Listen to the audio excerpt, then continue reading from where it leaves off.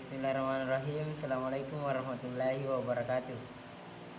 Jadi saya di sini akan menjelaskan terkait tugas UTS yang diberikan Bapak. Sebelumnya saya perkenalkan diri terlebih dahulu, yaitu nama saya Muhammad Fajar. Jadi langsung saja kita mulai dari tugasnya, yaitu pendahuluan. Di mana perbankan di sini menjadi sektor utama dalam perekonomian dalam lembaga keuangan, karena tugasnya perbankan itu menghimpun dan menyalurkan dana, di mana di masa pandemi ini banyak dana yang ingin disalurkan perbankan terutamanya ke pemerintah, yaitu seperti insentif, bansos dari pemerintah. Karena dana dari pemerintah ini disalurkan ke masyarakat agar perekonomian kembali pulih, menjadi insentif atau rangsangan untuk masyarakat agar bisa beraktivitas di dunia perekonomian kembali, karena selama pandemi kemarin aktivitas di dunia perekonomian sangat kurang, sehingga misalnya ketika perekonomian ini kembali membaik akibat disalurkannya dana dari perbankan, maka salah satu indikator GDP, yaitu konsumsi rumah tangga, menjadi meningkat. Karena sekarang yang meningkat paling drastis adalah konsumsi pemerintah. Jadi di sektor-sektor lainnya seperti investasi di sektor real, ekspor sektor real maksud saya, ekspor impor dan konsumsi masyarakat masih kurang. Maka dari itu pemerintah berusaha untuk menyeimbangkan semuanya sehingga GDP Indonesia menjadi baik.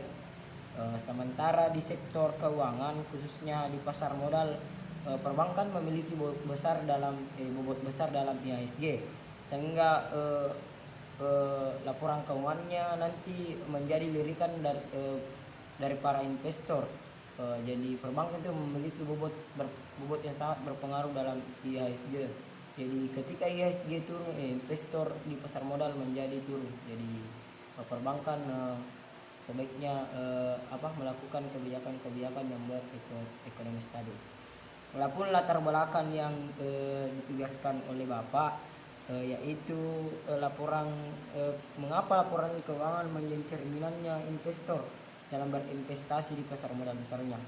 Menurut saya pribadi, karena laporan keuangan itu menjadi cerminan suatu bank, cerminan kemampuan manajemen yang bagus, cerminan mencetak profit yang tinggi dari suatu bank, rasio hutang yang sehat dari suatu bank, sehingga atau dengan kata lain semuanya itu yang tiga tadi kinerja suatu perusahaan atau suatu bank. Salah satu juga yang menjadi mengapa laporan keuangan ini menjadi berpengaruh ke investor untuk berinvestasi, karena dari laporan keuangan ini kemampuan beradaptasi suatu bank dilihat, karena meskipun kinerjanya baik tapi kemampuannya beradaptasi dengan zaman tidak baik, akhirnya tergilas maksud saya, akhirnya mereka hilang dari persaingan. Jadi seluruh variabel seperti tadi, manajemen yang bagus, profit yang tinggi, mencetak profit yang tinggi, dan apalagi tadi rasio hutang yang sehat, menjadi variabel untuk dilihat, dianalisis secara fundamental kalau bahasa di pasar modalnya oleh investor, sehingga mereka berinvestasi di pasar modal untuk jangka panjang kalau menggunakan analisis fundamental. Oke, selanjutnya ke yang utama itu pembahasannya tentang memilih salah satu bank, dianalisa secara komparatif atau perbandingan. Jadi bank yang saya pilih di sini itu Bank BCA, di mana pada yang ingin dianalisis itu kredit bank serta DPK atau dana pihak ketiganya. Mulai dari kredit bannya, kuartal 1 tahun ini BCA mencatatkan kredit yaitu sebesar 612,16 triliun. Sementara kuartal 1 tahun lalu year on year-nya kreditnya itu sebanyak 612,2 triliun. Jadi ada peningkatan sekitar 0,14 triliun ya kalau secara perhitungan saya. Sementara di tahun ini kuartal 2 mengalami penurunan yaitu 595,14 triliun. 14 triliun dibanding kuartal 1 tahun ini, mengalami penurunan ya. Sementara itu kuartal 3 tahun ini juga mengalami penurunan 581,85 triliun dibanding kuartal 2 yang tahun ini. Tetapi begitupun dengan kuartal 3 tahun ini dengan kuartal 3 tahun lalu mengalami penurunan sekitar minus 0,6%. Sementara total aset dari kuartal 3 tahun ini dan kuartal 3 tahun lalu, yaitu total aset tahun ini itu 1003,64 triliun, meningkat 12,3% dari total aset tahun lalu. Mungkin yang berpengaruh di sini adalah bunga dari kredit yang diberikan, karena bunga ini akhirnya total asetnya meningkat. Ya, tentunya ketika bunganya tinggi maka return yang didapat tinggi, tetapi resiko kredit macet juga tinggi.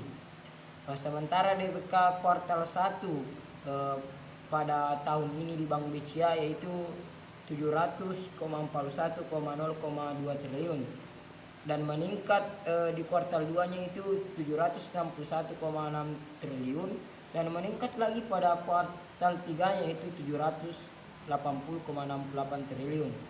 Sementara year on year-nya di kuartal 3 tahun ini dengan kuartal 3 tahun lalu, kuartal 3 tahun ini mengalami peningkatan yaitu sebesar 14,3%. Jadi semakin tinggi DPK, semakin tinggi orang menyetor uang dana pihak ketiga yang dapat bank, maka liabilitas dari satu bank juga akan semakin meningkat. Tanggung jawabnya terhadap nasabahnya untuk menarik dana nantinya semakin meningkat. Yang terakhir, saran kebijakan saya kepada manajemen bank yang itu ketika mengeluarkan kebijakan beradaptasilah terhadap situasi. Contohnya pada saat seperti sekarang ini pandemi, silakan menurut saya turunkan suku bunga khususnya kredit untuk UMKM agar UMKM bisa berjalan normal kembali seperti biasanya tanpa memikirkan suku bunga yang tinggi atau yang besar karena konsumennya mereka kurang di masa pandemi ini. Begitupun dengan penetapan kebijakan lainnya, harusnya beradaptasi dengan perubahan zaman yang berlaku sekarang ini agar seperti yang saya tadi bilang, agar tidak tergilas dengan zaman. Mungkin itu saja dari saya. Sekian, wassalamualaikum.